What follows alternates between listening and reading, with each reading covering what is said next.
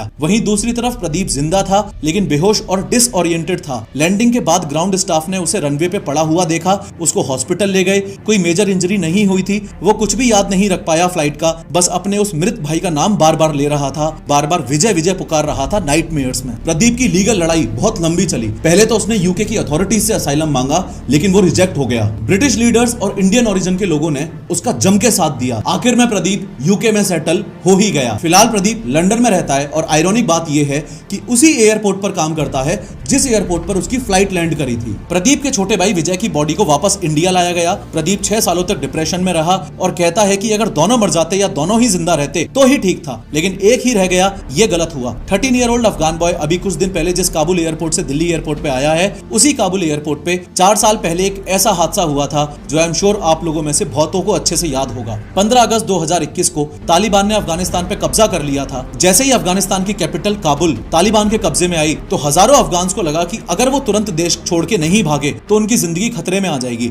Specially उन लोगों की जिंदगी जो यूएस फोर्सेस के साथ काम कर चुके थे। काबुल एयरपोर्ट पे रातों रात भीड़ जमा हो गई। हजारों लोग कैसे भी करके देश छोड़ने की फिराक में थे कि कोई भी इंटरनेशनल फ्लाइट मिले और कैसे भी करके देश छोड़ दें। जैसे ही सुबह हुई तो अगले दिन यानी कि 16 अगस्त 2021 को यूएस एयरफोर्स का C-17 Globemaster 3 military cargo plane runway पर था और टेक ऑफ करने के लिए आगे बढ़ रहा था। इन रियल फुटेजेस में आप देख सकते हो कि सैकड़ों लोग रनवे पर प्लेन के साथ साथ भाग रहे हैं। कुछ लोगों ने लैंडिंग गियर के टायर्स और फ्यूजलेज के ढक्कन को पकड़ लिया ताकि ऊपर तक चढ़ जाएं। इस इंसिडेंट की जो वीडियोस उस समय सोशल मीडिया पे वायरल हुई थी उनमें देखने को मिल रहा था कि टेक ऑफ के वक्त भी लोग व्हील्स के फ्रेम से लटक रहे थे। खैर, जैसे ही प्लेन ने टेक ऑफ करने के बाद ऊंचाई पकड़ी तो एयर फ्लो और वाइब्रेशन इतना वायलेंट हो गया कि जो भी लोग प्लेन से लटके हुए थे वो टेक ऑफ के थोड़ी देर बाद ही गिर गए। काबुल के आसपास बिल्डिंग्स पर और रनवे के पास लोगों ने आसमान से बॉडी गिरती हुई देखी। सोशल मीडिया पे उनके गिरने की रियल वीडियोस वायरल हुई। बाद में जब यूएस एयरफोर्स ने इन्वेस्टिगेशन की तो पता चला कि जो लोग प्लेन से बाहर लटके हुए थे सिर्फ वो नहीं मरे, बल्कि कुछ लोग रनवे पे दौड़ते हुए प्लेन के टायर्स के नीचे दबके भी मर गए थे और कुछ लोग व्हील वेल कंपार्टमेंट में भी घुस गए थे जिनकी डेड बॉडीज लैंडिंग के टाइम पे मिली। सिर्फ पैसेंजर्स और यूएस ट्रूप्स जिन्होंने ऑफिशियल प्लेन को बोर्ड किया था, लैंडिंग होने के बाद बस वही सेफ बचे थे। ये केस पूरे वर्ल्ड के लिए शॉकिंग था